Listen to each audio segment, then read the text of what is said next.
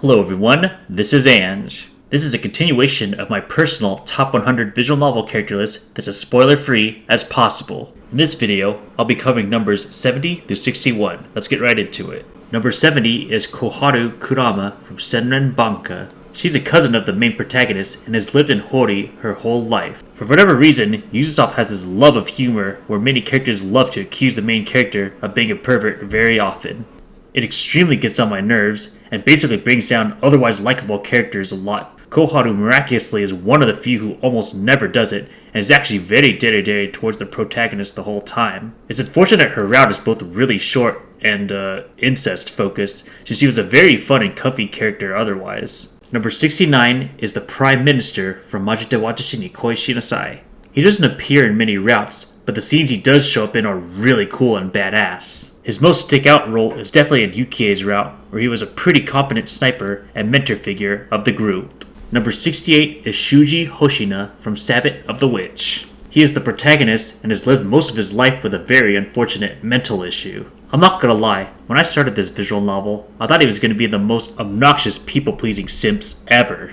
However, the truth ended up being much darker and understandable than expected, and I heavily empathize with his situation. Part of why I like him a lot is seeing how he develops into dealing with his mental issue, and it helps that all his love interests were actually quite understanding and even helpful of his situation. Number 67 is Ruili from Kikokugai, the Cyrus Slayer. In the beginning of the story, her soul is in a vessel, and the main character is out to get revenge for what happened to her. This is going to be a very unpopular opinion, or what some may call a hot take, but I personally liked Kikokugai way more than Sayano Uta, and a lot of it is related to Ruili. While she doesn't take part of the action for a lot of the visual novel, when you see the flashbacks, as well as certain plot twists, her character turns out to be much more unexpected and interesting than originally shown. Number 66 is Mikan from Wanko to Kurasou. She is the dog girl the MC picks up and eventually fully adopts. As I said recently, I'm not really into the whole Nekomimi thing, but I actually think this visual novel did a really good job actually getting me to care about the world and the characters, and it all started with Mikan's emotional story told at the beginning. She had a lot of fun slice-of-life moments, and it was nice to see her get out of her shell and start interacting with a lot of different people and dog girls. Number 65 is Sylvie, also from Wanko to Kurasou. She is a dog girl that eventually gets adopted by Risa.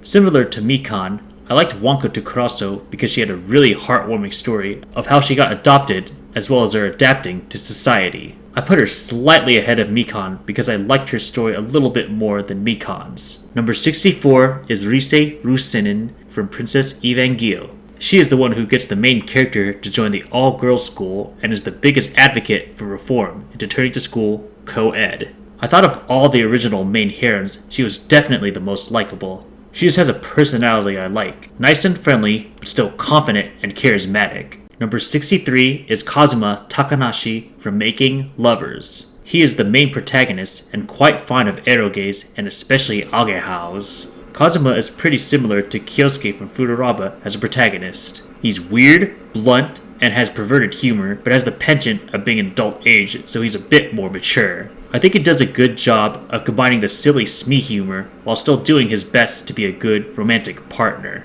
Numbers 62 and 61 are Akio and Sanae Furukawa from Clannad. They're the parents of Nagisa and have quite a bigger role than most parents in visual novels. These are going to be the only characters I'll talk about together since I pretty much like them and the role about the same. They're both very goofy characters, but also combine it with being very loving and supportive parents. Seeing some of the flashbacks related to the lead-up of their current situation really hurt, since it shows some of the things parents could go through in terms of being better. And that is it for this video. Feel free to leave a comment below and what you think of these characters or my opinion on them. While I have fun talking about my opinions, I also have a lot of fun reading other people's opinions on visual novel characters. You can also feel free to comment on any predictions you have for the rest of the list. I'll have the link to each video once all of them are uploaded. See you all in the next one.